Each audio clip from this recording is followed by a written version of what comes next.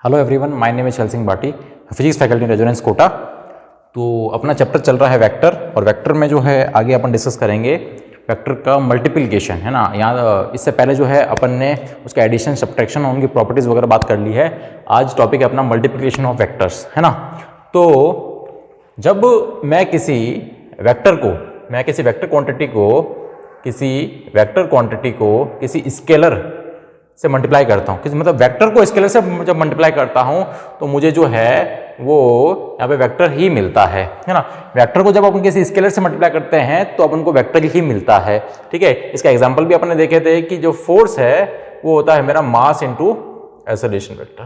तो यहाँ पे एक्सेलरेशन वेक्टर को मैंने एक स्केलर जो कि मेरा मास है उसे मल्टीप्लाई करने पे मुझे वेक्टर ही मिल रहा है। मेरा जो मोमेंटम है वो एम वी वेक्टर है।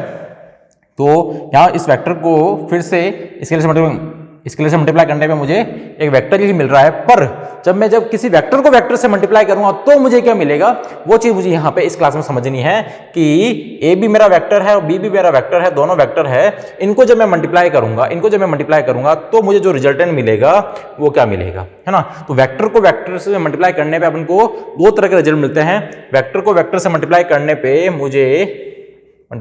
मुझे स्केलर भी क्वांटिटी भी मिलती है और वेक्टर भी मिलता है। मतलब वेक्टर को वेक्टर में मल्टीप्लाई करने पे आपको स्केलर भी मिल सकता है और वेक्टर भी मिल सकता है। जब वेक्टर को वेक्टर से मल्टीप्लाई करने पे आपको जो क्वांटिटी मिला, अगर वो स्केलर है तो उसको ऐसे प्रोडक्ट को अपन बोलेंगे, है ना, स्केलर प्रोडक्ट, या फिर इसको एक और नाम से जाते हैं, इसको डॉट प्रोडक्ट भी बोला जाता है। क्या होता है अभी बात करेंगे, ठीक है। और जब दो वेक्टर को मल्टीप्लाई करने पे जो रिजल्टेंट जो आपको जो नेक्स्ट जो मिला है वो भी अगर आपका वेक्टर है, जो रिजल्टेंट है वो भी वेक्टर है, तो उसको वेक्टर प्रोडक्ट या फिर क्रॉस प्रोडक्ट बोलते हैं। अब क्या होता है वो अभी देखते हैं, ठीक है। तो वेक्टर को वेक्टर से मल्टीप्लाई करेंगे तो आपको दोनों चीजें मिल सकती है, स्केलर भी मिल सकता है, वेक्टर भी मिल सकता है। अगर स्केलर मिलता है इसका मतलब हुआ कि वो मेरा कौन सा प्रोडक्ट हुआ, वो दोनों मल्टीप्लाई जो है वो स्केलर प्रोडक्ट से मल्टीप्लाई हो रहे हैं, उनको मैं डॉट प्रोडक्ट भी बोल सकता हूं। और अगर दोनों को मल्टीप्लाई करने से अगर मुझे जो रिजल्टेंट मेरा वो भी मुझे वेक्टर मिल रहा है, मतलब मेरा वो वेक्टर प्रोडक्ट है, इसको अपन क्रॉस प्रोडक्ट बोलते हैं, ठीक है। अब क्या होता है इसको डिटेल में देखते हैं। तो यहाँ पे मल्टीप्लिकेशन ऑफ वेक्टर दो टाइप के होते हैं, स्केलर प्रोडक्ट और वेक्टर प्रोडक्ट, है ना। तो स्केलर मल्टीप्लिकेशन भी होता है और वेक्टर मल्टीप्लिकेशन होता है। स्केलर में क्या होगा, अपन को दोनों को मल्टीप्लाई करने पे स्केलर क्वांटिटी मिलेगी और वेक्टर में अपन को वेक्टर क्वांटिटी ही मिलेगी, ठीक है। तो स्केलर का यहाँ लिख रखा मैंने कि the multiplication of two vectors is a scalar. क्या बोला इसने कि दो वेक्टर का जो मल्टीप्लिकेशन है वो अगर स्केलर क्वांटिटी है, then such type of product is called scalar और डॉट प्रोडक्ट। स्केलर और डॉट प्रोडक्ट उसको बोलते हैं। The scalar product of the two vectors A and B ले रखे मैंने, A vector and B vector, बीच का एंगल अगर थीटा है, is defined as the product of the magnitude of the two vectors by the cosine of the angle theta between the vectors. अगर दो vector जो हैं वो ए वेक्टर बी वेक्टर, अगर है ना, इन दोनों के बीच का जो एंगल है, एंगल बिटवीन टू वेक्टर्स जो अगर थीटा है, तो इन दोनों का जो डॉट प्रोडक्ट होगा, इन दोनों का जो स्केलर प्रोडक्ट होगा, वो इन दोनों के मैग्नीट्यूड के मल्टीप्लिकेशन और उसके साथ में कॉस थीटा होगा, मतलब आपका कोसाइन आएगा उस एंगल का जो उन दोनों के बीच में बन रहा है। तो ए डॉट बी जो है वो होता है ए का मैग्नीट्यूड इंटू बी का मैग्नीट्यूड इंटू कॉस थीटा। तो ए बी कॉस थीटा, ये आपके ए और बी क्या है, ए वेक्टर और बी वेक्टर के मैग्नीट्यूड है ना। यहाँ पे मॉड लगा रखे हैं, तो मॉड का मतलब होता है आपका मैग्नीट्यूड से। अगर ये मैं मॉड नहीं लगाऊंगा, वेक्टर नहीं लगाऊंगा, तो भी मतलब मेरा वही होगा। इसको मैं ए डॉट बी वेक्टर को जो है simple A B cos theta भी लिख सकता हूं। मतलब यहाँ पे मैंने ऊपर वेक्टर नहीं लगा रखा है, ऊपर अगर वेक्टर लगा दो और मॉड लगा दो मतलब भी मैग्नीट्यूड ही होता है, और ऊपर वेक्टर नहीं लगा के ये मॉड नहीं लगाऊंगा तो भी उसका मतलब मैग्नीट्यूड होता है। मतलब ए बी भी आपका मैग्नीट्यूड ही शो कर रहा है। तो ए डॉट बी, तो डॉट इसलिए बोलते हैं क्योंकि बीच में यहाँ पे डॉट लगता है, इसलिए इसको डॉट प्रोडक्ट भी बोलते हैं ना। तो A dot B, A vector है बी वेक्टर है, और डॉट का मतलब ये दोनों जब मल्टीप्लाई होंगे तो उससे जो रिजल्टेंट मिलेगा वो मेरा क्या होगा, स्केलर होगा। और इसका मैग्नीट्यूड जो होगा वो इतना होगा, कितना, ए बी कॉस थीटा। और थीटा जो है वो क्या है, थीटा जो है ए और बी के बीच का एंगल है, ठीक है। ये आपका सिंपल इसका आपका रिप्रेजेंटेशन है, ठीक है। चलिए, तो अब कौन कौन से होते हैं मेरे, है ना। तो यहाँ पे इसका अगर एग्जाम्पल की बात करें, एग्जाम्पल अपने फिजिक्स में जो है वो होता है वर्क डन, है ना। वर्क डन क्या होता है, एफ डॉट एस होता है। एफ आपका फोर्स है, एक वेक्टर क्वांटिटी है। डॉट डिस्प्लेसमेंट, है ना, आगे और बात करेंगे इसकी, एफ डॉट एस। तो एफ एक वेक्टर क्वांटिटी है फोर्स, डिस्प्लेसमेंट एक वेक्टर क्वांटिटी, दो वेक्टर क्वांटिटी को, है ना, डॉट प्रोडक्ट करने से जो मुझे रिजल्टेंट मिलेगा वो मुझे मिल रहा है वर्क डन, और वर्क डन एक स्केलर क्वांटिटी, वर्क डन एक स्केलर क्वांटिटी है, ठीक है, ये चीज होगी इसकी। और आगे जो है अभी बात करेंगे। चलिए पहले कुछ स्पेशल पॉइंट देख लेते हैं इसके, कि जो वेक्टर प्रोडक्ट होता है उसमें अगर दो वेक्टर के बीच का एंगल अगर मैं वैरी करूं तो उससे मेरा जो रिजल्टेंट आ वो क्या क्या आ रहा है, तो कुछ स्पेशल पॉइंट्स वो देख लेते हैं। तो special points about dot product, ठीक है, क्या हो जाएगा। तो अगर फर्स्ट केस में अगर लूं कि जो मेरा एंगल बिटवीन जो है A and B, angle between जो ए एंड बी है वो अगर मेरा 0 डिग्री है, कितना है 0 डिग्री है, तो क्या होगा, तो ए डॉट बी जो होगा वो क्या हो जाएगा, वो हो जाएगा ए बी कॉस 0, और कॉस 0 की वैल्यू क्या होती है, कॉस 0 की वैल्यू 1 होती है, तो ये चीज 1 हो जाएगी, तो क्या आ जाएगा मेरा ए बी आ जाएगा। और ए बी मतलब ये इसकी मैक्सिमम वैल्यू है, मैक्सिमम वैल्यू मिला, मतलब इसको जो रिजल्टेंट मिलेगा मैक्सिमम मिलेगा, क्योंकि कॉस की वैल्यू जो है 1 से बड़ी हो नहीं सकती, तो इसका मैक्सिमम रिजल्ट मिलता है जब आपके दोनों वेक्टर्स एक दूसरे के पैरेलल हो, दोनों वेक्टर एक दूसरे के पैरेलल हो, सेम डायरेक्शन में हो, तो उन दोनों के बीच का जो बनने वाला एंगल जो है वो आपका क्या हो जाएगा, ए वेक्टर और बी वेक्टर जो है वो दोनों पैरेलल वेक्टर है, तो इन दोनों के बीच में बनने वाला एंगल जो है 0 डिग्री हो जाएगा। अगर एंगल बिटवीन टू वेक्टर्स जो है 90 डिग्री, मतलब दोनों एक दूसरे के परपेंडिकुलर है, दोनों एक दूसरे के परपेंडिकुलर है, ए वेक्टर और बी वेक्टर एक दूसरे के परपेंडिकुलर है, तो मेरा इससे जो मेरा ए डॉट बी मिलेगा, ये बहुत खास है, इंपॉर्टेंट पॉइंट है, स्टार करके लिख रहा हूं यहाँ पे, है ना, थीटा वाला जो है वो इसके आपको बहुत इंपॉर्टेंट है, क्योंकि यहां से ए डॉट बी जो मिलेगा वो आपको मिलेगा ए बी, ए का मैग्नीट्यूड बी का मैग्नीट्यूड cos 90, और cos 90 जो होता है वो आपका 0 होता है, तो मतलब इसमें जो आपको रिजल्टेंट मिलेगा मतलब 0 मिलेगा, मतलब दो परपेंडिकुलर वेक्टर जो है उनका डॉट प्रोडक्ट हमेशा 0 होगा, दो परपेंडिकुलर वेक्टर्स का डॉट प्रोडक्ट या फिर स्केलर प्रोडक्ट जो होगा वो हमेशा 0 आएगा, क्योंकि cos 90 जो है वो 0 आने वाला है, तो ये 0 आने वाला, तो ये स्पेशल केस है 0 वाला, ठीक है। और बात करें थर्ड की, अगर दोनों एक दूसरे के अपोजिट डायरेक्शन में मतलब एंटी पैरेलल है, तो थीटा कितना हो जाएगा, थीटा हो जाएगा मेरा 180 डिग्री, 180 डिग्री मतलब एक इस तरफ है एक इस तरफ है ना, तो इससे मेरा अगर मैं ए डॉट बी निकालूं, है ना, इससे मैं अगर ए डॉट बी निकालूं, ए डॉट बी वेक्टर, तो क्या हो जाएगा ए बी कॉस 180 डिग्री, और cos 180 डिग्री होता है -1, तो क्या आ जाएगा ये माइनस ए बी, और माइनस ए बी जो है वो मिनिमम वैल्यू आ जाएगी इसकी, दोनों वेक्टर की, ये इसकी मिनिमम वैल्यू, क्योंकि cos की वैल्यू जो है -1 से छोटी हो नहीं सकती और +1 से बड़ी हो नहीं सकती, तो ये प्लस वाला जो है वो आपका मैक्सिमम वैल्यू है और ये मिनिमम वैल्यू है, और एक 0 भी मिलता है जब आपका दोनों के बीच का एंगल 90 डिग्री हो, ठीक है, ये चीज हो गई, यहां तक बात हो गई। अब इसके अलावा जो है वो अपन और देखते हैं, और क्या स्पेशल चीजें हैं इसमें, तो और स्पेशल है कि अगर मैं आपने ऑर्थोगोनल वेक्टर्स पढ़ा है, ऑर्थोगोनल, है ना, ऑर्थोगोनल जो है यूनिट वेक्टर, तो वो क्या होते हैं आई जे और के, है ना, क्या होता है ये वाले याद आया कि नहीं आए, आई कैप जे कैप और के कैप, क्या है मेरा यूनिट वेक्टर से जो मेरी डायरेक्शन शो करने की यूज आते हैं, आई कैप मेरा एक्स डायरेक्शन, जे कैप मेरा वाई डायरेक्शन, और जेड कैप, है ना, ये के कैप जो है मेरा जेड डायरेक्शन को रिप्रेजेंट करता है। तो अगर आई डॉट आई करूं मैं, आई कैप डॉट आई कैप करूं, मतलब क्या होगा, तो आई कैप डॉट आई करूं तो आई का और आई का मैग्नीट्यूड क्या होगा, तो दोनों आपके यूनिट वेक्टर है, मैग्नीट्यूड क्या होगा 1 into 1, भाई दोनों का क्या होगा 1 into 1 यूनिट वेक्टर है, तो दोनों का मैग्नीट्यूड 1 1, और cos क्या आएगा 0 डिग्री, क्या है cos 0, क्योंकि दोनों मैंने आई कैप लिया, आई कैप मतलब दोनों एक्स डायरेक्शन में है ना, दोनों आई कैप मतलब सेम डायरेक्शन में एक्स में ही है, तो दोनों सेम डायरेक्शन में, मतलब एंगल 0 होगा, दोनों के बीच का एंगल 0, दोनों एक्स में ही तो है ना, एक अगर एक्स का लेते वाई का लेता तो एंगल 90 आता, अभी तो यहाँ पे 0 आएगा, तो cos 0 1 होता है, तो मतलब क्या आएगा 1 हो जाएगा, cos 0 1 और 1 into 1 भी 1, मतलब आई डॉट आई करो, आई कैप डॉट आई कैप करो तो 1 आएगा, जे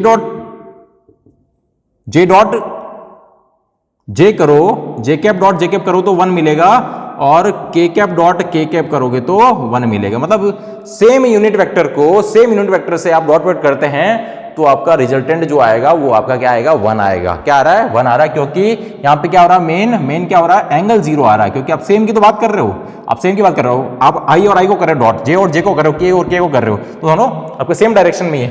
पर अगर मैं आई को जे से करूं या जे को के से करूं या फिर के को आई से करूं तो क्या होगा, तो यहाँ लफड़ा हो जाएगा। लफड़ा क्यों हो जाएगा, क्योंकि आप आई को जे से करोगे या जे को के से करोगे, आई को जे से करोगे तो ये इनके बीच के एंगल कितने हैं, इनके बीच के एंगल जो है 90 90 90 की तीनों एक्सिस जो होती है एक्स वाई जेड, वो तीनों एक दूसरे के परपेंडिकुलर होती है। तो अगर कहीं दो की बात करेंगे तो दोनों एक दूसरे के परपेंडिकुलर होगी, और परपेंडिकुलर होती है, ये वाला केस आ गया अपने स्पेशल वाला, ये केस बनी गया कि एंगल बिटवीन टू वेक्टर्स अगर 90 है तो उनका जो डॉट पॉइंट होगा वो ऑलवेज 0 होगा। तो आई डॉट जे करो, जे डॉट के करो, के डॉट आई करो, इनका आंसर आपका 0 मिलने वाला। किसी भी दो को, है ना, खुद के अलावा किसी भी दो को मल्टीप्लाई करोगे तो उनका आंसर हमेशा 0 आने वाला है डॉट के अंदर। डॉट के अंदर बात कर रहा हूं, ऐसा नहीं आप वेक्टर की बात कर रहे हैं, ठीक है। डॉट में जो होगा वो खुद से जो डॉट करोगे तो 1 मिलेगा, बाकी जो आप किसी से मल्टीप्लाई करोगे तो आपका 0 मिलेगा। ये आपके ऑर्थोगोनल यूनिट वेक्टर की बात कर रहा हूं, बहुत ही इंपॉर्टेंट है। बहुत सारे क्वेश्चन जो है वो आप डायरेक्ट कर लोगे, है ना, मल्टीप्लाई करने की जरूरत ही नहीं पड़ेगी भाई। जैसे अपन एग्जांपल भी लेंगे अभी, ठीक है, तो ये चीज जो है वो आपको ध्यान रखनी है, ठीक है। चलो इसका कुछ एग्जांपल ले लेंगे, इसका एग्जांपल ले लेते हैं ना, इसका एग्जांपल ले लेते हैं अपन, तो ये चीज पूरी समझ में आ जाएगी। तो क्या एग्जांपल इसके, तो अगर मैं बात करूं पहले से नॉर्मली बात कर रहा हूं, तो जैसे मेरा कोई ए वेक्टर है,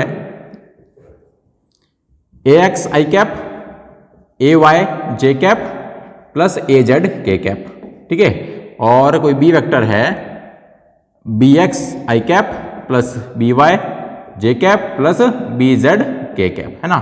मुझे क्या करना है, मुझे करना है ए डॉट बी करना है, मुझे ए डॉट बी करना है, मतलब ए और बी का डॉट प्रोडक्ट करना है। कर देते हैं आराम से। क्या है, तो ए वेक्टर है ए X I cap plus A Y J cap plus A Z K cap, उसको डॉट करना है किससे, बी एक्स आई कैप से plus B Y J cap से plus B Z K cap से। या तो आप ऐसे करो कि पहले इसको इन तीनों से मल्टीप्लाई करो, फिर इसको इन तीनों से मल्टीप्लाई करो, फिर इसको इन तीनों से मल्टीप्लाई करो, ठीक है। फिर आपको देखना है कि कौन आई और आई वाले देखने हैं। आई और आई वाले देखोगे, आई का 1 होता है, जे का 1 होता है, के का 1 होता है, बाकी कोई भी हो उनका 0 हो जाएगा। तो इतना माथाकूटी करनी क्यों है, अपन को जब पता है कि दूसरों को जब मल्टीप्लाई करेंगे, आई को जे से करेंगे, जे को के से करेंगे, है ना, आई को के से करूंगा तो मेरा आंसर 0 आने वाला, तो मैं मल्टीप्लाई करूँ ही क्यों उनको। मुझे पता है कि सिर्फ आई को आई से करने से ही 1 मिलेगा, जे को जे से करने का ही 1 मिलेगा, और के डॉट के ही 1 होता है, तो उसके अलावा तो सब 0 होंगे। तो 0 होंगे तो मैं इसको लिखूंगी क्यों। तो सिंपल, जब भी आपके ऑर्थोगोनल वेक्टर्स आएंगे तो उनका जब डॉट करेंगे, जब उनका डॉट करेंगे तो क्या करना है अपन को, सिर्फ आई को आई से मल्टीप्लाई कर देंगे, जे को जे से कर देंगे, और के को के से कर देंगे। तो सिंपल आंसर क्या आ जाएगा अपना, ए x B x plus A Y B Y plus A Z B Z, ये अपना आंसर हो जाएगा। इसको इससे मल्टीप्लाई कर दिया तो ए एक्स बी एक्स हो गया, आई डॉट आई तो 1 होता है, ए वाई बी वाई हो गया, जे डॉट जे भी 1 होता है, और ए जेड बी जेड कर दिया, के डॉट के भी 1 होता है। ये अपना सिंपल आंसर आ गया, ये अपना सिंपल आंसर आ गया। जैसे लेते हैं अपन A vector equal to 3 I cap plus 4 J cap minus 3 K cap, ठीक है। और B vector equal to 2 I cap minus 2 J cap minus K cap, ये आ गया, ये आ गया। क्या करना है, ए डॉट बी करना है, ए डॉट बी करना है। कर देते हैं, क्या करना है, सिंपल मल्टीप्लाई तो करना है, आई को आई से, जे को जे से, के को के से, तो 3 2 जा 6, आई डॉट आई 1 हो गया, तो 3 2 जा 6 प्लस माइनस माइनस 4 2 जा 8 माइनस माइनस प्लस 3 1 जा 3 हो गया। कितना हो गया, 6 और 3 9, 6 और 3 9, 9 माइनस 8 प्लस का 1 आ गया। सिंपल हो गया क्वेश्चन, ये लो खत्म हो गया। इतना सिंपल आसान है, मतलब कुछ लिखने की जरूरत नहीं पड़ी आपको, कुछ लिखने की जरूरत नहीं पड़ी, डायरेक्ट कर दिया आपने, कुछ लिखने की जरूरत नहीं पड़ी, कोई मल्टीप्लाई नहीं करना है। नहीं तो आपको इसको इससे इन तीनों से करते, फिर इसको इन तीनों से करते, इसको इन तीनों से करते, भाई इतना सब कुछ करना ही क्यों, जब उनको ये पता है कि, है ना, खुद का आई को आई से, जे को जे से और के को के से करने से 1 1 1 मिलना है, तो सिर्फ उन्हीं का करते हैं, बाकी सबको 0 ही आने वाला। अगर करूंगा तो कोई फायदा नहीं है कि लास्ट में 0 आएगा, इसलिए इस तरीके से अपन कर सकते हैं। ठीक है। ऐसा कोई भी एग्जांपल आएगा तो आई को आई से कर दीजिए, जे को जे से कर दीजिए, के को के से कर दीजिए। अगर इनमें से कोई नहीं है, जैसे यहाँ पे अगर के नहीं होता, के नहीं होता तो लास्ट में क्या होता, मतलब यहाँ पे जीरो के पे तो 3 इंटू जीरो, मतलब ये वाला पार्ट आता ही नहीं, मतलब जो पार्ट नहीं है वो क्यों आएगा, मतलब वो उसमें है ही नहीं, तो 3 इंटू जीरो करोगे तो जीरो ही आएगा। ठीक है, तो जो पार्ट है उसको उससे कर दीजिए, आई को आई से, जे को जे से और के को के से, और सिंपल मल्टीप्लाई करना है। 3 2 6 हुआ, प्लस माइनस आपका माइनस ही होता है, तो सिंपल कोई बताने वाली बात है नहीं। 4 2 8 हो गया, और यहाँ पे आपका -3, और यहाँ पे -3 था तो नहीं, यहाँ पे सॉरी 1 था, है ना, तो माइनस माइनस प्लस हो गया और 3 1 जा 3 हो गया। ठीक है, तो ये सिंपल आपका +1 आ गया, सिंपल प्लस माइनस करना है। ठीक है, चलिए, तो ये आपका जो है एक इसका एग्जाम्पल हो गया। चलिए फिर अपन आगे चलते हैं, फिर अपनी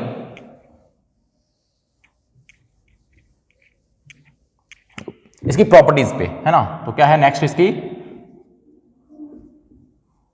properties of dot product, properties of dot product क्या होती है डॉट प्रोडक्ट। तो पहली जो इसकी प्रॉपर्टी है वो है कि जो आपका डॉट प्रोडक्ट होता है वो आपका कम्यूटेटिव प्रॉपर्टी को फॉलो करता है, कम्यूटेटिव प्रॉपर्टी को फॉलो करता है। कैसे कम्यूटेटिव प्रॉपर्टी होती है, जैसे ए डॉट बी करोगे या फिर बी डॉट ए करोगे, दोनों से आंसर सेम आएगा। ए डॉट बी करोगे या बी डॉट ए करोगे, दोनों से आंसर सेम आएगा। ठीक है, यहाँ पे अगर जो मैंने एग्जांपल लिया था उसको इससे मल्टीप्लाई नहीं करके बी डॉट ए करता तो भी आंसर वही आता ना भाई 3 इंटू 2, 3 2 जा भी 6 होता है, 2 3 जा भी 6 होता है, 3 2 जा 6 होता है, 2 3 जा भी 6 होता है, वही सेम है ना, सेम आने वाली थी। तो इसलिए ए डॉट बी है या फिर बी डॉट ए, ये जो है वो आपका सेम आएगा रिजल्ट है, इसलिए कम्यूटेटिव आपको प्रॉपर्टी को फॉलो करता है। सेकंड जो है वो है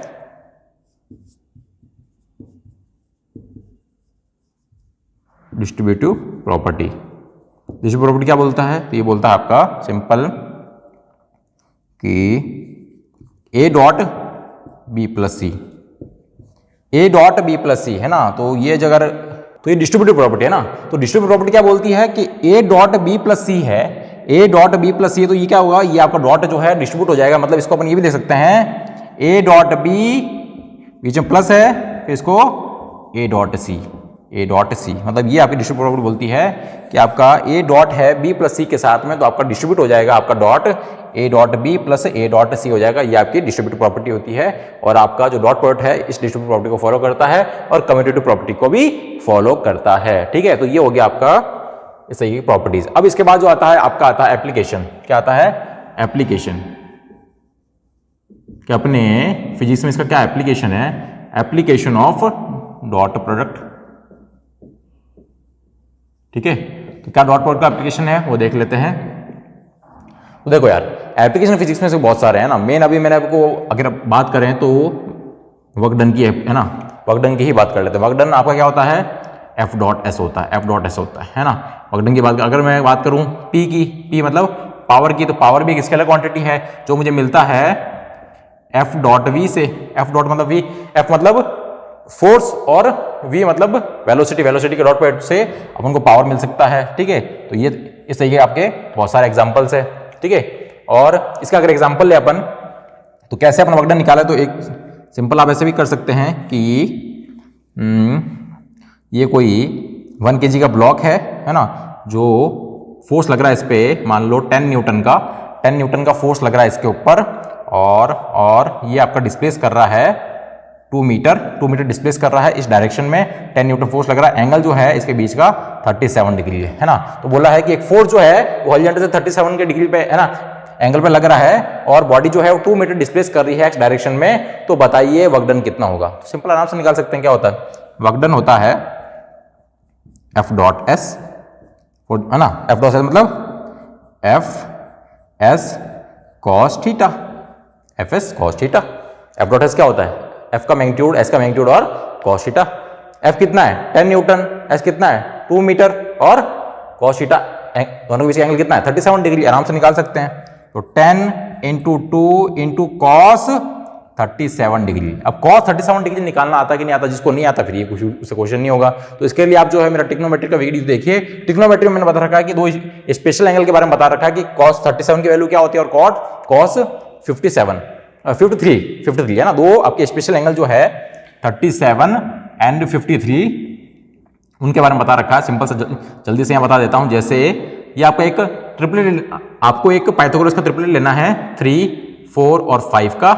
ये जो एंगल होगा अगर ये 37 डिग्री है, ये अगर 37 डिग्री है तो इसका परपेंडिकुलर जो है 3 होगा, बेस आपका 4 होगा, है ना। तो यहां से अगर अपन cos थीटा निकालेंगे और ये एंगल अगर 53 है तो इसका 53 के लिए परपेंडिकुलर 4 होगा और बेस जो है 3 होगा, ठीक है। और ये तो 90 है ही। तो 37 के लिए देखो, 37 के लिए बेस 4 है, परपेंडिकुलर 3 है और हाइपोटेनस 5 है। और cos थीटा होता है बेस अपॉन हाइपोटेनस, मतलब कितना हो गया 10 इंटू 2 इंटू बेस कितना है यहाँ पे 4, हाइपोटेनस कितना 5, तो 4/5 हो गया cos 37 की वैल्यू। 5 1 जा 5, 5 2 जा 10, 4 2 जा 8, 8 2 जा 16। तो 16 जो है न्यूटन मीटर या फिर इसको जूल भी बोल सकते हैं। ये अपना क्या आ गया, वर्क डन आ गया। क्या आ गया, वर्क डन आ गया। तो सिंपल अपन ने डॉट के, है ना, डॉट डॉट करके सिंपल सा इसको निकाल लिया, ठीक है। तो 16 न्यूटन मीटर, न्यूटन मीटर क्यों, क्योंकि ये न्यूटन में, ये मीटर में है, तो न्यूटन मीटर, इसको जूल भी बोलते हैं। ये अपना वर्क डन आ गया सिंपल सा, ठीक है। चलो और देखते हैं इसमें क्या है।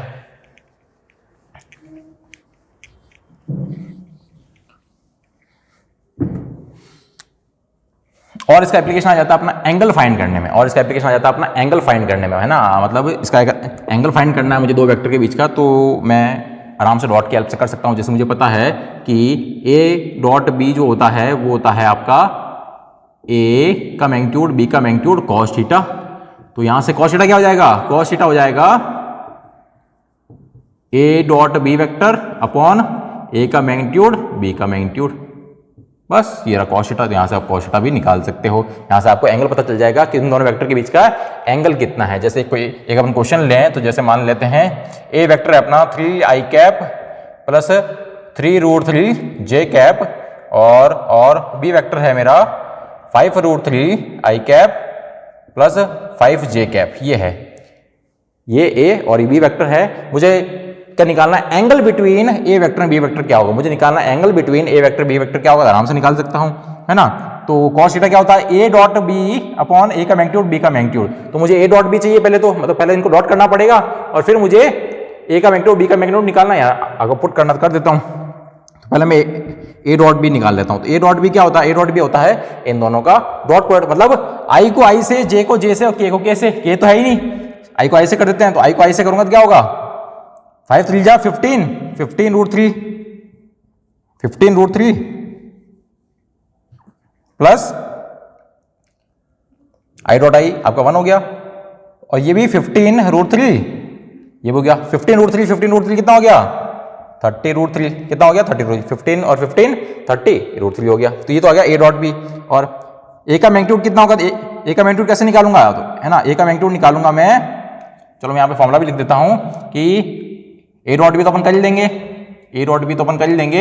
ए का मैग्नीट्यूड क्या होता है, ए का मैग्नीट्यूड होता है ए एक्स का स्क्वायर प्लस ए वाई का स्क्वायर प्लस ए जेड का स्क्वायर, और बी का मैग्नीट्यूड होता है बी एक्स का स्क्वायर प्लस बी वाई का स्क्वायर प्लस बी जेड का स्क्वायर का अंडर रूट, ठीक है। ये आपका फॉर्मूला हो गया। और ए डॉट बी मतलब आई को आई से, जे को जे से और के को के से मल्टीप्लाई करने से मिल जाएगा, ठीक है। तो ए का मैग्नीट्यूड क्या हो जाएगा, तो ए एक्स मतलब आई के आगे वाला ए एक्स होता है, जे के आगे वाला ए वाई होता है, और यहाँ पे ए जेड तो 0 है, ठीक है। इसका स्क्वायर मतलब 3 का स्क्वायर 9 प्लस 3√3 का स्क्वायर, तो 3 का स्क्वायर 9 और √3 का स्क्वायर 3 होता है। 9 3 27, सही क्या, ये हो गया। और बी जो का, तो इसको लिख देते हैं, तो कितना हो जाएगा 36, मतलब 6 आ रहा है ये तो 27 प्लस 9 36, 36 का √6 होता है। और बी का मॉड क्या हो जाएगा, बी का मॉड मतलब बी का ले लो, तो बी मतलब 5√3 का स्क्वायर प्लस 5 का स्क्वायर का अंडर रूट। तो 5√3 का स्क्वायर कितना होगा, 5 5 जा 25, 25 इंटू 3 75 प्लस 5 5 जा 25, तो 75 प्लस 25 रूट का 100, रूट का 100 मीन्स 10, रूट का 100 मीन्स 10। तो देख लेते हैं, तो ये अपनी वैल्यू आ गई है ना, तो अपने पास ए डॉट बी भी आ गया, मतलब ऊपर वाली वैल्यू भी आ गई, ए का मॉड भी आ गया, बी का मॉड भी आ गया, तो कॉस थीटा कितना हो जाएगा, कॉस थीटा हो जाएगा अपना A dot B means 30√3/6 into 10, 6 into 10, यही तो आ रहा है, देख लेते हैं। तो 0 से 0 कट गया, 3 1 जा 3, 3 2 जा 6, क्या आ रहा है, cos थीटा इक्वल टू √3/2, कितना आ रहा है, √3/2, और cos की वैल्यू √3/2 कब होती है, कौन सा एंगल पे √3/2 होता है, ये होता है 30 डिग्री पे, कितना होता है 30 डिग्री पे, कितना होता है, कब होता है 30 डिग्री पे, है ना, cos 30 डिग्री पे जो है √3/2 वैल्यू देता है। 30 डिग्री को जो है अपन रेडियन में लिख सकते हैं, तो रेडियन में इसको कैसे लिखेंगे, π/6, कितना हो जाएगा, π/6, ठीक है ना, π/6 हो जाएगा, ये रेडियन में और ये डिग्री में। तो इस तरीके से जो है वो अपन दो वेक्टर अगर उनको पता है तो उन दोनों के बीच का एंगल भी अपन जो है वो इसकी डॉट प्रोडक्ट की हेल्प से आराम से निकाल सकते हैं। तो मुझे सिर्फ वेक्टर ए और वेक्टर बी पता है, पर मुझे इन दोनों का एंगल पता नहीं था, वो मैंने सिंपल इस फॉर्मूले की हेल्प से फाइंड कर लिया, क्योंकि मुझे सिर्फ करना क्या, मुझे फॉर्मूला तो पता ही डॉट का, उससे मुझे कॉस थीटा निकालना है, तो ए डॉट बी करना है और ए और बी का मैग्नीट्यूड जो है, ए और बी का जो मैग्नीट्यूड है उसका इसमें डिवाइड करना है। मैग्नीट्यूड निकालना कोई बड़ी बात है नहीं, मैग्नीट्यूड आराम से इस तरीके से निकाल लेंगे। जो वेक्टर होगा उसका आई का, जे का और के का जो आपके कोएफिशिएंट होते हैं, ए एक्स, ए वाई और ए जेड, उनका स्क्वायर करना है, उनका सम करके अंडररूट करना है ना, वही आपका जो है आपका इस तरीके से आपका उसका मैग्नीट्यूड निकालते किसी वेक्टर का, और सारी चीज निकाल के रखी तो मेरा ऑटोमेटिक आपके सामने जो है वो थीटा मैंने निकाल लिया, है ना। तो ये आ जाएगा अपना किसका एप्लीकेशन हो गया अपना डॉट प्रोडक्ट का, ठीक है। तो एंगल भी अपन निकाल सकते हैं। चलिए नेक्स्ट चलते हैं अपन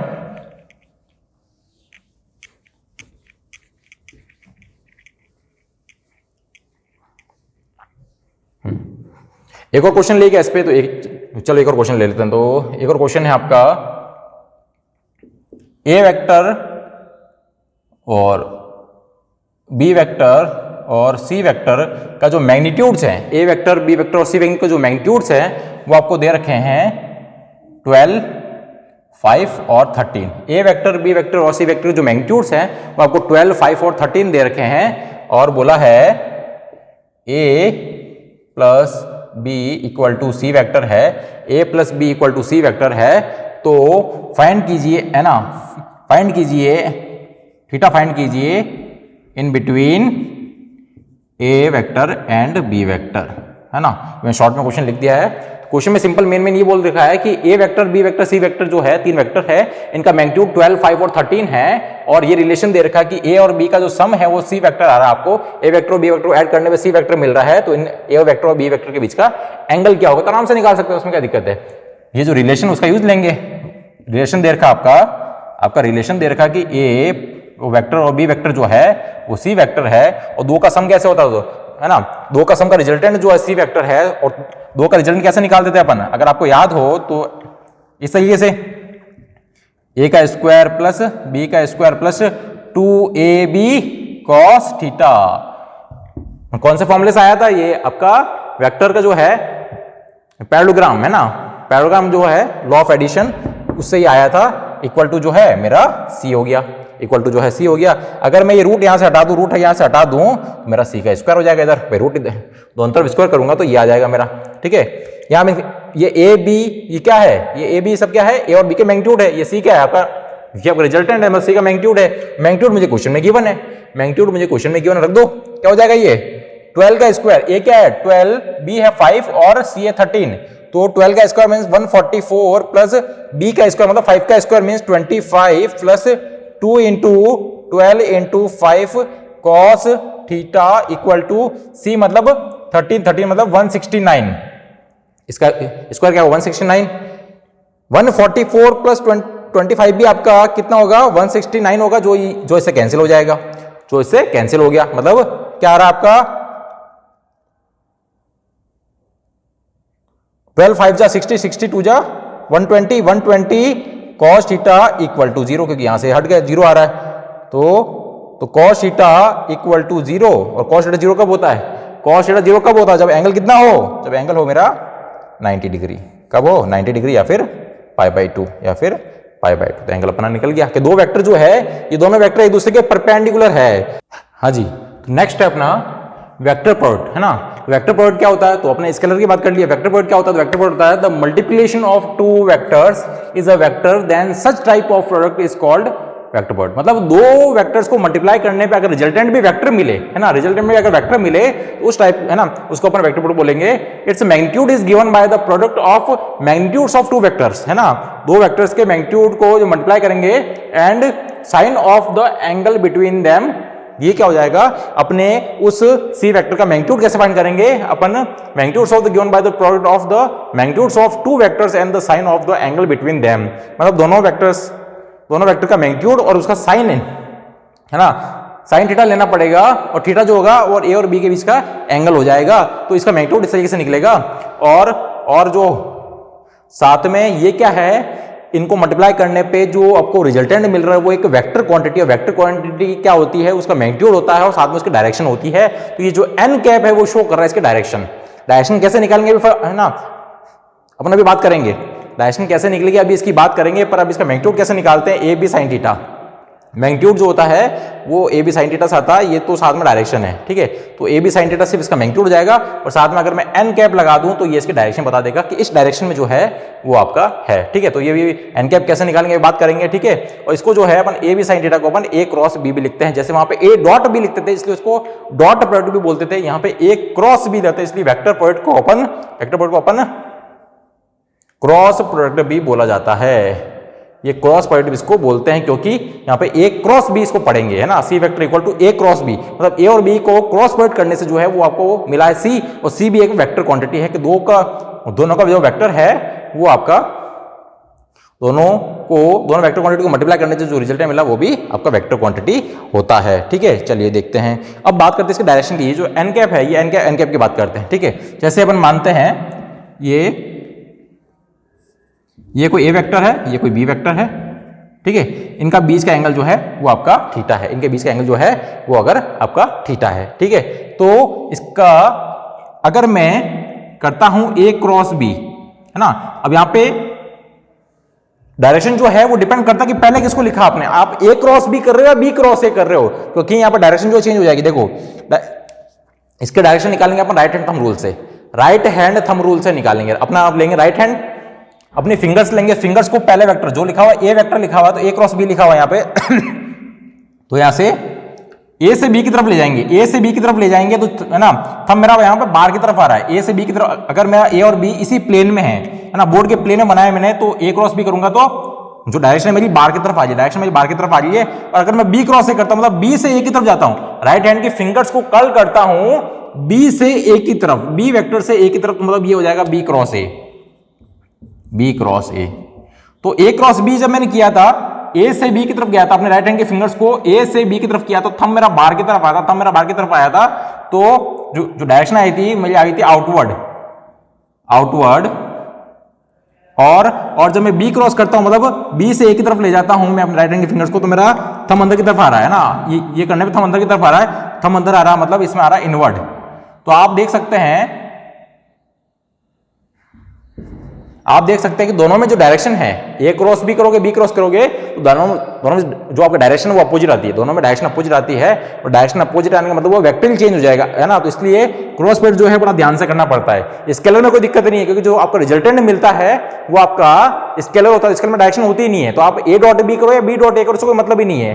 पर यहाँ पे मतलब है, ए क्रॉस बी करोगे तो डायरेक्शन जो आएगी बी क्रॉस में उसकी अपोजिट डायरेक्शन आ जाएगी, तो वेक्टर चेंज हो जाएगा, अपोजिट वेक्टर हो जाएगा वो, ठीक है। तो ये आपका कोई इस तरीके का जो प्लेन है, कोई ये, है ना, इस तरीके का कोई प्लेन है, ये इसमें ए वेक्टर इस तरफ है, ए वेक्टर इस तरफ है, ए वेक्टर बी वेक्टर, तो ए क्रॉस बी जो होगा वो इसके डायरेक्शन ऊपर की तरफ आएगी, ए क्रॉस बी, और बी क्रॉस की करोगे तो बी क्रॉस ए करोगे तो डायरेक्शन जो आ जाएगी नीचे आएगी, ये बी क्रॉस ए की डायरेक्शन जो है नीचे आ जाएगी। मतलब कहने का मतलब यहाँ पे एक और इंपॉर्टेंट चीज है कि जो आपका जो रिजल्टेंट जो आएगा उसकी जो डायरेक्शन होगी वो ए और बी दोनों के परपेंडिकुलर हो रहे हैं। आप देख लो यहाँ पे ए और बी इसी प्लेन में है, तो ए क्रॉस बी करो तो मेरा क्या आउटवर्ड आ रहा है, तो आउटवर्ड जो है वो इससे भी परपेंडिकुलर, इससे भी परपेंडिकुलर, मतलब दोनों के परपेंडिकुलर है।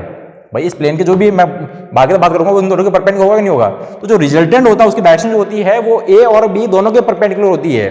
यहाँ पे सी वेक्टर अगर मेरा ए वेक्टर और बी वेक्टर है तो सी वेक्टर जो होगा परपेंडिकुलर होगा ए वेक्टर के भी और सी जो परपेंडिकुलर होगा मेरा बी वेक्टर के भी। तो जो रिजल्टेंट होता है वो उन दोनों वेक्टर के परपेंडिकुलर होता है, ये फिक्स होता है क्योंकि आपके सामने है। और डायरेक्शन कैसे निकालेंगे? राइट हैंड थंब रूल से निकालेंगे। आप ए से बी की तरफ जा रहे हो और बी से ए की तरफ जा रहे हो, वो डिपेंड करता है कि आप किसको कर रहे हो मल्टीप्लाई। ए क्रॉस बी कर रहे हो, बी क्रॉस ए कर रहे हो। ए क्रॉस बी कर रहे हो तो राइट हैंड के फिंगर्स को ए वेक्टर से बी की तरफ ले जाइए। थंब आपको है ना, थंब आपको बता देगा आपको उस सी वेक्टर की डायरेक्शन, मतलब रिजल्टेंट की डायरेक्शन क्या होगी, वो थंब बता देगा आपको। वो आउटवर्ड होगी या इनवर्ड होगी वो सब पता चल जाएगा आपको जब आप ये करेंगे। ठीक है, चलिए, तो ये हो गई इसकी डायरेक्शन की बात, ये हो गई इसकी डायरेक्शन की बात। अब इसमें जो है अपन कुछ स्पेशल इसकी स्पेशल पॉइंट है वो भी इसमें भी देख लेते हैं, है ना। कुछ स्पेशल पॉइंट जो है वो आपके इसमें भी है, special points about vector point, वो देख लेते हैं। तो फर्स्ट, अगर थीटा इक्वल टू 0 डिग्री है, थीटा अगर 0 डिग्री है मतलब हुआ कि दोनों वेक्टर जो है एक दूसरे के पैरेलल है ना।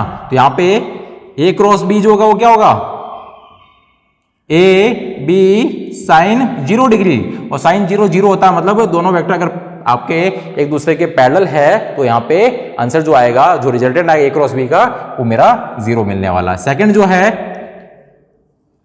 थीटा अगर 90 डिग्री है, ए और बी जो है उन दोनों के बीच का एंगल 90 डिग्री है, तो ए क्रॉस बी जो आएगा वो क्या आएगा, ए बी साइन 90, साइन 91 होता है मतलब मैक्सिमम वैल्यू आएगी ए बी, मैक्सिमम वैल्यू आएगी ए बी। और डायरेक्शन की बात तो अलग है, ये मैग्नीट्यूड की बात कर रहा हूं, ए बी आएगी। ठीक है, अगर थीटा मेरा जो है वो 180 डिग्री है तो ए क्रॉस बी क्या होगा, ए क्रॉस बी हो जाएगा मेरा ए बी साइन 180 डिग्री, और साइन 180 भी जो होता है वो आपका 0 होता है, मतलब यहाँ पे भी आपको 0 मिलेगी। मतलब दोनों एक दूसरे के पैरेलल हो या एंटी पैरेलल हो, दोनों एक दूसरे के पैरेलल हो, एक ही डायरेक्शन हो या फिर अपोजिट हो, दोनों में जो होता है ए क्रॉस बी जो होता है वो आपका 0 आने वाला, क्योंकि साइन 0 भी 0 होता है, साइन 180 भी 0 होता है, दोनों में 0 आएगा। और मैक्सिमम तब मिलेगा, ये आपकी मैक्स वैल्यू है, मैक्सिमम तब मिलेगा जब दोनों एक दूसरे के 90 डिग्री पे हो। उसके अलावा कुछ 30, 45 या फिर 60 वगैरह हो तो यहाँ साइन की वैल्यू रखने पे अपन को मिल जाएगा। ठीक है, इसके अलावा कुछ स्पेशल वही अपने ऑर्थोगोनल्स आई जे और के,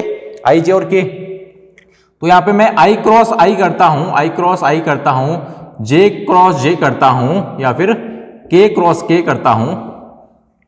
मेरे जो आई जे और के जो आपके ऑर्थोगोनल यूनिट वेक्टर्स है उनको आपस में क्रॉस प्रोडक्ट करता हूं, आई को आई से, जे को जे से और के को के से करता हूं, तो क्या मिलेगा।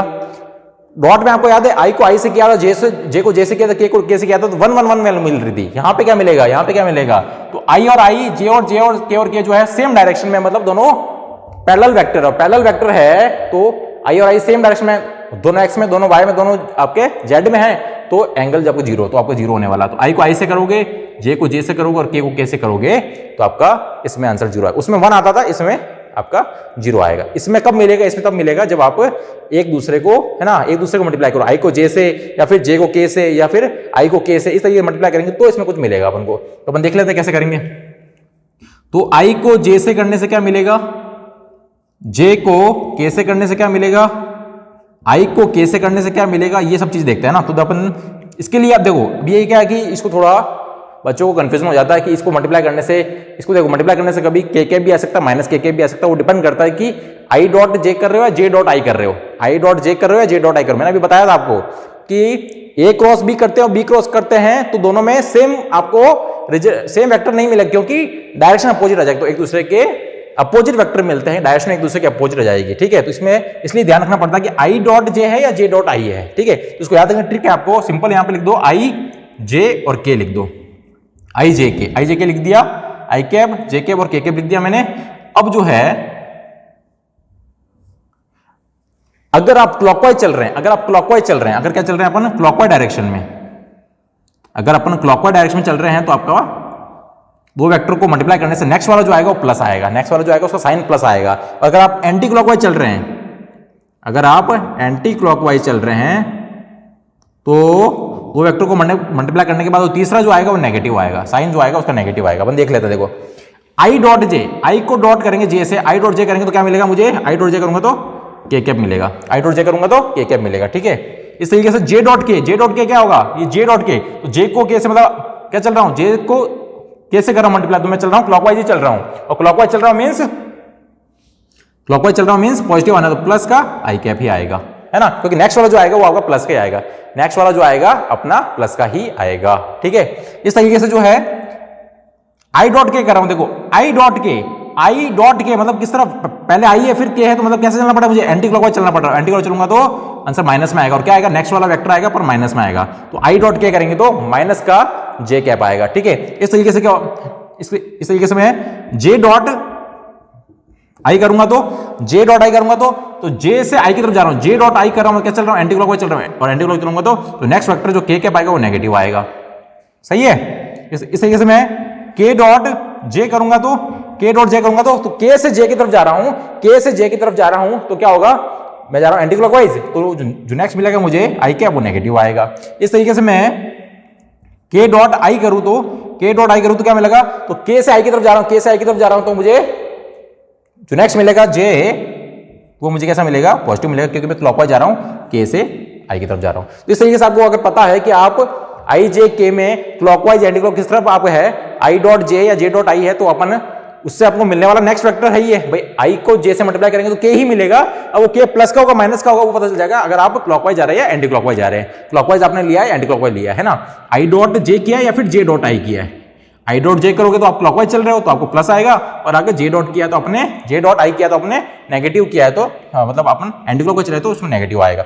ठीक है, इस तरीके से अपन को करना है। तो अपन देखते हैं अब इसके क्वेश्चन कैसे सॉल्व करेंगे अपन, है ना, इसके क्वेश्चन कैसे सॉल्व करेंगे, तो वो अपन सिंपल सी बात कर लेते हैं।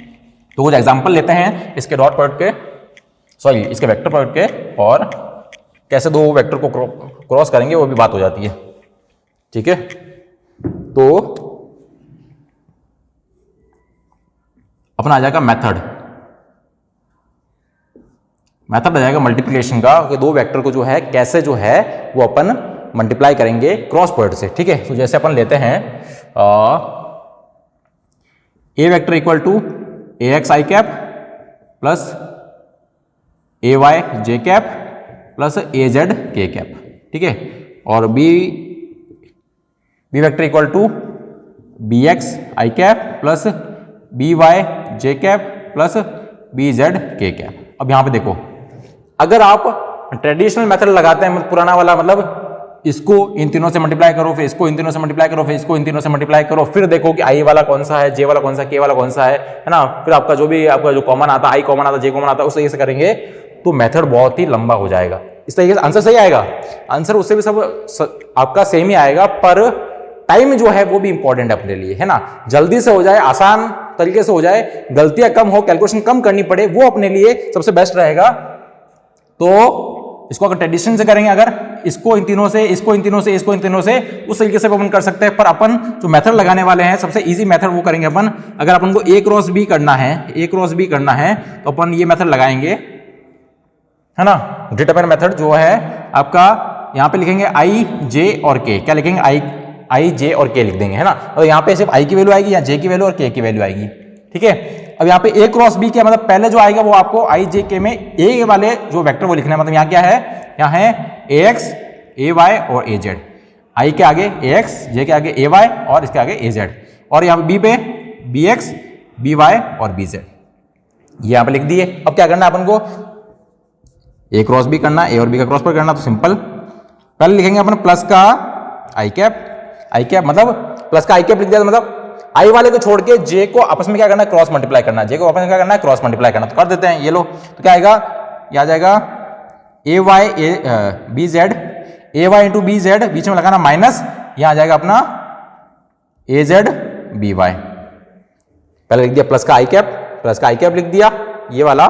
ठीक है, तो मतलब आई के लिख दिया, आई वाले की सीरीज को छोड़ के इन दोनों को आपस में क्रॉस मल्टीप्लाई करना कर दिया, फिर लगाना आपको माइनस का जे कैप, प्लस आई माइनस जे प्लस के, है ना, प्लस माइनस प्लस इस तरीके से चलेगा। ठीक है, प्लस माइनस प्लस इस तरीके से चलने वाला है। चलो ठीक है, अब क्या आएगा, अब मैंने लगाया माइनस का जे कैप, तो थियरम है जे कैप, तो जे को छोड़ के, जे को है ना, जे को छोड़ दो और आई को और जे को आपस में क्रॉस मल्टीप्लाई करना, मतलब इसको इससे और इसको इससे, तो क्या आ जाएगा ए एक्स बी जेड माइनस ए जेड बी एक्स, ए एक्स बी जेड और ए जेड बी एक्स, बीच में लगा दिया माइनस, फिर आ जाएगा प्लस का के कैप, तो इस बार के वाले को छोड़ दो, इस बार आप के वाले को छोड़ दो, इस बार के वाले को छोड़ दो, इसको आपस में मल्टीप्लाई कर दो, है ना, इसको और इसको मल्टीप्लाई कर दो, तो क्या आ जाएगा, पहले ए एक्स बी वाई ए एक्स बी वाई, बीच में लगाना माइनस, क्या जाएगा ए वाई बी एक्स, ए वाई बी एक्स। ये लो, ये आपका जो है वो आ गया। ये जो आंसर आएगा वो आई जे और बी में आएगा, मतलब ये आपके वैल्यूज हैं, ये आपके वैल्यूज हैं, और वो वैल्यूज जो हैं वो अपन आपस में जो माइनस करके अपन लिख सकते हैं। ठीक है, इसका अपन ले लें एग्जाम्पल ले लेते हैं, एक अपन एग्जाम्पल ले लेते हैं। ठीक है, एक अपन एग्जाम्पल ले लेते हैं। ठीक है, क्योंकि जैसे अपन एग्जाम्पल मतलब इसका एप्लीकेशन आपको पता ही है, इसका एप्लीकेशन अपन जो है वो निकालने में, मतलब अपन इसका जो एप्लीकेशन है, एप्लीकेशन की बात कर लेते हैं और उसी पे है ना, उसी रिलेटेड अपन जो है एक ले लेते हैं एग्जांपल। एप्लीकेशन इसका मेन है आपका टॉर्क फाइंड करने में। भाई अपने फिजिक्स में बहुत सारे एप्लीकेशन है ना, फिजिक्स में जो है वो अपने जो अपने ज्योमेट्रीज जो हैं या फिर जो अपने मैकेनिक्स वगैरह हैं, उसमें अपन टॉर्क जो फाइंड करते हैं अपन वो करते हैं आर क्रॉस एफ से।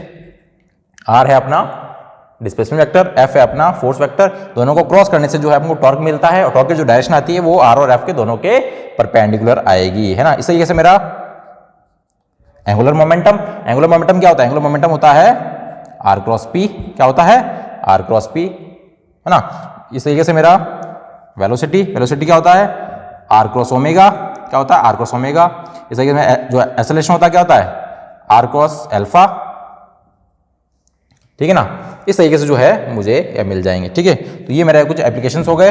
तो अब मैं जो है इसको हटा दूं, इसको हटा देते हैं, कोई दिक्कत नहीं, क्योंकि अपन आराम से जो है ये मेथड कैसे लगाना है वो अपन देख लेते हैं। तो अपन एग्जांपल लेते हैं, जैसे कि आपको फोर्स वेक्टर दे रखा है, फोर्स वेक्टर दे रखा है, मान लो आपको दे रखा है 3i cap plus 4j cap plus 2k cap. ठीक है, ये फोर्स फैक्टर दे रखा है, मतलब कोई पार्टिकल जो है ना वो फोर्स लगने की वजह से, है ना, कोई आपका पार्टिकल जैसे फोर्स लगने की वजह से वो आपका 1,2,1 से 3,2,1 पे चला गया। ये पार्टिकल जो है 1,2,1 से 3,2,1 पे चला गया। क्यों गया, क्योंकि इस पे फोर्स लग रहा है इतना, है ना। तो पार्टिकल यहां से ए पॉइंट से बी पॉइंट पे चला गया मान लेते हैं, है ना, और इतना डिस्प्लेस हो गया। ठीक है, तो बताना है कि आपका टॉर्क कितना है, टॉर्क कितना है, टॉर्क कितना है, टॉर्क अबाउट ओरिजिन, है ना। तो ओरिजिन के अबाउट जो है टॉर्क बताना है, टॉर्क कितना लग रहा है। ठीक है, तो निकाल लेते हैं, कोई दिक्कत नहीं है। मुझे पता है टॉर्क क्या होता है, टॉर्क होता है R cross F, R cross F, और आर को और एफ को, आर है मेरा डिस्प्लेसमेंट वेक्टर, एफ है मेरा फोर्स वेक्टर, दोनों को क्रॉस करने से मुझे टॉर्क मिल जाएगा। ठीक है, तो अब देखते हैं। तो मुझे फोर्स तो पता है, फोर्स तो मुझे वेक्टर फॉर्म में पता है, पर आर नहीं पता। तो आर के लिए मुझे 2 पॉइंट्स पता है, मतलब 2 पोजीशन पता है कि इस पोजीशन से ए से बी पे जो है वो फोर्स लगने की वजह से इतना डिस्प्लेस हो गया। ठीक है, तो मैंने वेक्टर में पढ़ा है पोजीशन वेक्टर। पोजीशन वेक्टर क्या होता है, जो किसी भी पॉइंट की पोजीशन बताता है, मतलब इसका अगर पोजीशन वेक्टर लिखूंगा तो क्या लिखूंगा मैं, है ना, इसको मैं बोल देता हूं ए वेक्टर जो है, तो उसका पोजीशन वेक्टर क्या हो जाएगा, पोजीशन वेक्टर हो जाएगा 1i cap plus 2j cap plus 1k cap, बस i j k लगा दो, इसकी पोजीशन बता रहा है ये। ठीक है, ऐसे ही आपका बी वेक्टर जो है, जो सेकंड पॉइंट है, उसकी पोजीशन वेक्टर क्या है 3i cap plus 2j cap plus 1k cap, ये इसका बी का है ना। तो अपना जो डिस्प्लेसमेंट वेक्टर होगा, जो अपना है ना, जो अपना ए बी वेक्टर होगा वो क्या होगा B vector minus A vector. A B vector जो हो जाएगा वो क्या हो जाएगा आपका बी, तो बी ए वेक्टर है ना, B A vector, B A vector जो है वो क्या हो जाएगा बी वेक्टर माइनस ए, है ना, मतलब यहां से यहां गया तो ये माइनस ये कर देंगे तो अपना क्या आ जाएगा डिस्प्लेसमेंट वेक्टर आ जाएगा, वो क्या आ जाएगा, तो अपने डिस्प्लेसमेंट वेक्टर पढ़ा भी है ना, तो B vector minus A vector कितना हो जाएगा 3 - 1 2i cap plus 2 - 2 0j cap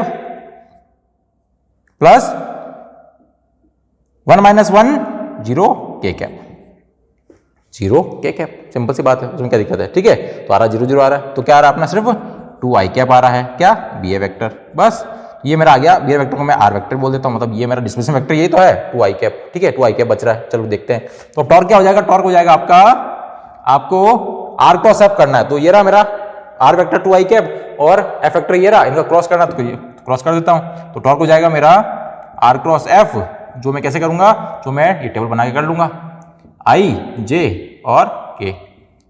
तो आर क्रॉस एफ है, तो पहले मैं आर की वैल्यू लिखूंगा, आर की वैल्यू क्या है I2 है, ये 0 0 है, और F की वैल्यू क्या है, तो F में 3 4 और 2, 3 4 और 2 है, तो चलो कर देते हैं प्लस I, तो आई को छोड़ के इन क्रॉस मल्टीप्लाई करना, तो 0 इंटू 2 0 माइनस ये भी 0 रहेगा, माइनस का जे को छोड़ के इनको मल्टीप्लाई कर देते हैं, तो 2 इंटू 4 2 टू जा 4 माइनस 3 इंटू 0 0 आएगा, और प्लस का के कैप, और के कैप में के को छोड़ के इनको आपस में मल्टीप्लाई करना, तो 4 टू जा 8 और 3 इंटू 0 माइनस का 0।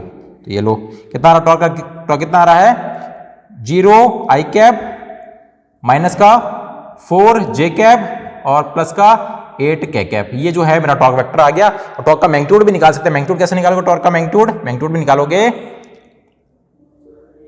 0 का स्क्वायर 0 ही रहेगा, 4 का स्क्वायर 16 प्लस 8 का स्क्वायर 64, तो कितना हो जाएगा 6 4 10 0 6 7 8 है ना। तो रूट 80 जो है वो आपका इसका आ जाएगा, और ये आ जाएगा आपका न्यूटन मीटर में आएगा। ठीक है, बस ये आ गया है ना। तो इस तरीके से अपन इसके निकाल सकते हैं। ठीक है, और इसका क्या एप्लीकेशन, तो और अपन एंगल फाइंड करने में है ना, मतलब अपन वेक्टर प्रोडक्ट से भी दो वेक्टर का एंगल फाइंड कर सकते हैं। तो एंगल सिंपल फाइंड कर सकते हैं अपन, क्योंकि अपन को पता है ए क्रॉस बी जो है वो ए बी साइन थीटा होता है। तो यहां से अपन को साइन थीटा मिल सकता है, जैसे वहां पे कॉस थीटा मिलता था, यहाँ साइन थीटा मिल जाएगा। वो क्या होगा ए क्रॉस बी और ए का मैग्नीट्यूड और बी का मैग्नीट्यूड। इस तरीके से जो है अपन दो वेक्टर के बीच का एंगल भी फाइंड कर सकते हैं। ठीक है, और जो है और इसका क्या एप्लीकेशन है, तो इसका एप्लीकेशन है आपका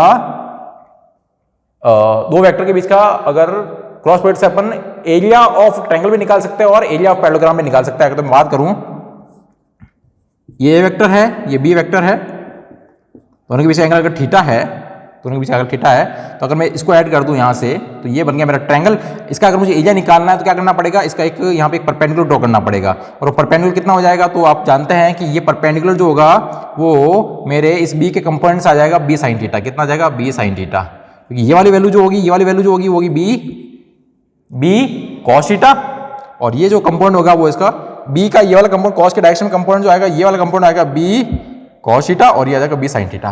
ठीक है, और आपको पता है एरिया ऑफ जो आपका ट्रायंगल होता है ना, एरिया ऑफ जो ट्रायंगल होता है वो क्या होता है, एरिया ऑफ जो ट्रायंगल होता है half into base into height, half into base into height. ये आप एरिया ट्रायंगल होता है तो ले लो, ये रहा हाफ, बेस कितना है बेस, तो बेस है आपका यहां से यहां तक है ना, तो बेस ये आपका ये वाला पूरा बेस है ना। तो बेस क्या है मेरा ए, बेस क्या है मेरा ए, मतलब इसका मैग्नीट्यूड कितना होगा, ये ए वेक्टर इसका मैग्नीट्यूड ए होगा। और हाइट कितनी, हाइट मतलब ये हाइट होती है ना बेस के परपेंडिकुलर हाइट, तो ये कितनी है बी साइन थीटा, तो ये बी साइन थीटा। तो आप यहां से देख सकते हैं, इसको मैं ये भी लिख सकता हूं कि ए बी साइन थीटा को मैं ए क्रॉस बी भी लिख सकता हूं, ए क्रॉस बी भी लिख सकता हूं। मतलब ए क्रॉस बी का जो मैग्नीट्यूड होगा, ए क्रॉस बी का जो मैग्नीट्यूड होगा, और उसमें मैं 2 का डिवाइड कर दूं तो मुझे क्या मिल जाएगा, एरिया ऑफ ट्रायंगल मिल जाएगा। क्या मिल जाएगा मुझे, एरिया ऑफ ट्रायंगल मिल जाएगा। इसी तरीके से जो है मैं एरिया ऑफ पैरेललोग्राम भी निकाल सकता हूं। कैसे, आपको पता है एरिया ऑफ पैरेललोग्राम क्या होता है, तो अगर मैं बात करूं सेम इसी वेक्टर, ये मेरा ए वेक्टर, ये मेरा बी वेक्टर, दोनों के बीच का एंगल थीटा है। अगर मैं इसको एक पैरेललोग्राम बनाने की कोशिश करूं, तो ये अगर पैरेललोग्राम बनाऊं इसमें, ये जो परपेंडिकुलर हाइट होगी फिर से क्या होगी, परपेंडिकुलर हाइट जो है वो होगी B sine theta, B sine theta. और एरिया ऑफ जो पैरेललोग्राम होगा, ये पैरेलल लाइन बने, ठीक है ना, पैरेललोग्राम जो होगा वो क्या होगा, वो होगा आपका base into height, base into height ही होता है।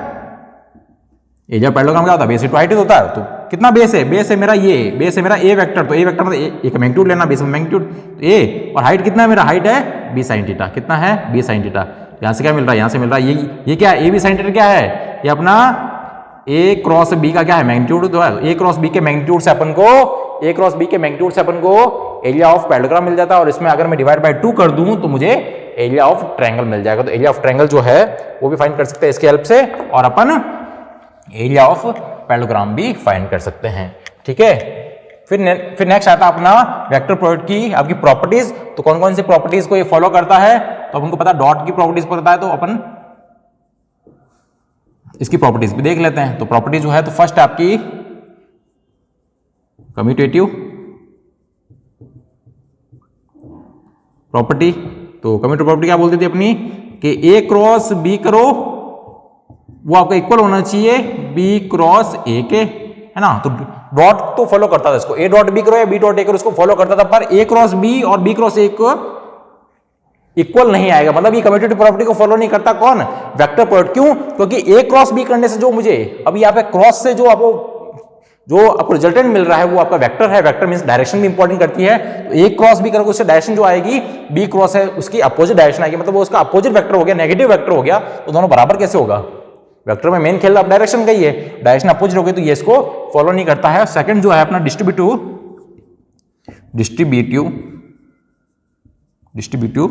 प्रॉपर्टी। तो डिस्ट्रीब्यूटिव प्रॉपर्टी क्या बोलती है कि A cross B plus C जो है वो होना चाहिए A cross B plus B cross C. तो ये इसको फॉलो करता है ना। वेक्टर प्रोडक्ट जो है इसको फॉलो करेगा, है ना, कि वेक्टर भी इसको फॉलो करता है और इसको डॉट भी फॉलो करता है ना। A cross B plus C जो है वो A cross B plus B cross C जो है वो आपका होता है। तो ये आपको इसको फॉलो करता है, ठीक है। तो इस तरीके से हो जाएगा। और कुछ एग्जांपल लें, चलो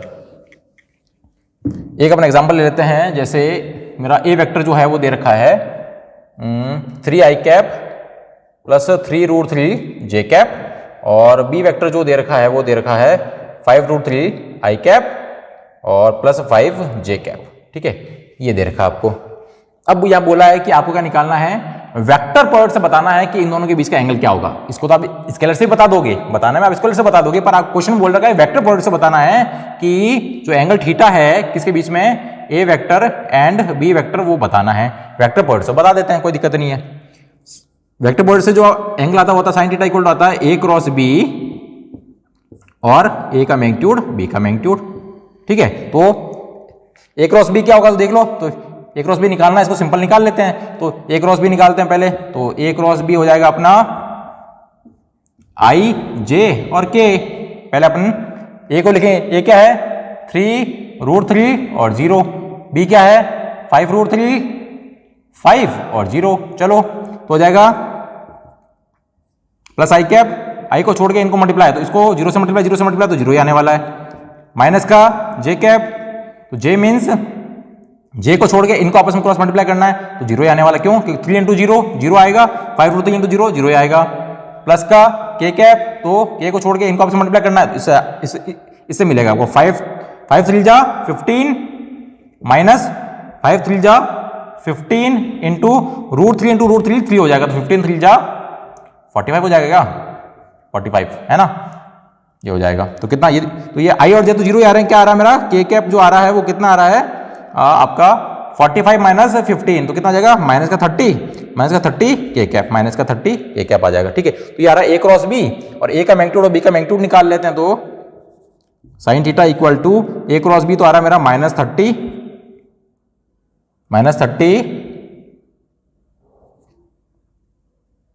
के कैप, है ना। और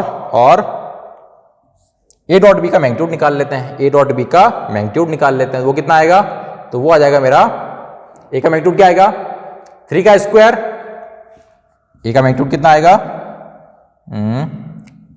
अंडर रूट ऑफ 3 का स्क्वायर 9 प्लस 3 का स्क्वायर और √3 3 जा 9 9 3 जा 27, तो कितना आ जाएगा 36 मीन्स 6। और बी वेक्टर जो है, जो बी वेक्टर है वो आ जाएगा आपका इससे कितना आ जाएगा 5 5 25 3 जा 75, मतलब इसका स्क्वायर करना है इसका स्क्वायर करना, और ये 5 से 25 तो इसका आ जाएगा √100 इक्वल टू 10 हो जाएगा, ठीक है। तो यहाँ जाएगा 10 इंटू 6, ठीक है। तो ये आ रहा अपना और तो ये तो के कैप तो आपको डायरेक्शन बता रहा है, के कैप तो अपना भाई है ना, सिर्फ डायरेक्शन बता रहा है। अपन को एंगल निकालना था, एंगल कितना आ जाएगा, एंगल आ जाएगा 0 से 0 कट गया, 3 1 जा 3 3 2 जा 6 3 1 जा 3 3 2 जा 6, तो है ना। तो साइन आपका आ रहा है यहाँ पे माइनस के कैप है ना, ये माइनस के कैप से आपको डायरेक्शन बता रहा है कि जो है माइनस को बता सकते हो, माइनस के कैप आपको डायरेक्शन बता रहा है कि माइनस जेड जो डायरेक्शन में है वो इसकी मतलब जो रिजल्टेंट आएगा वो इसका माइनस जेड डायरेक्शन में आएगा ना। तो माइनस का मतलब नहीं, आपको सिर्फ यहाँ पे वैल्यू लेनी है। तो 0 से 0 कट गया, 3 1 जा 3, 3 2 जा 6, तो आ रहा 1/2। तो साइन थीटा जो है वो आ रहा है 1/2। साइन थीटा 1/2 होता है आपका 30 डिग्री पे, या फिर इसको अपन π/6 भी बोल सकते हैं, π/6 भी बोल सकते हैं। तो ये सिंपल सा अपना आ जाएगा, ठीक है। तो ये अपने जो है वो सिंपल अपने यूज है किसके, वेक्टर प्रोडक्ट के। तो वेक्टर प्रोडक्ट यहाँ पे आपका पूरा खत्म होता है, और इसी के साथ जो है आपका पूरा वेक्टर चैप्टर भी जो है अपन ने फिनिश कर लिया, ठीक है। और इसके जो एप्लीकेशन है वो आप जो है वो अपने पूरे फिजिक्स में आप देखोगे, ठीक है। Thank you so much.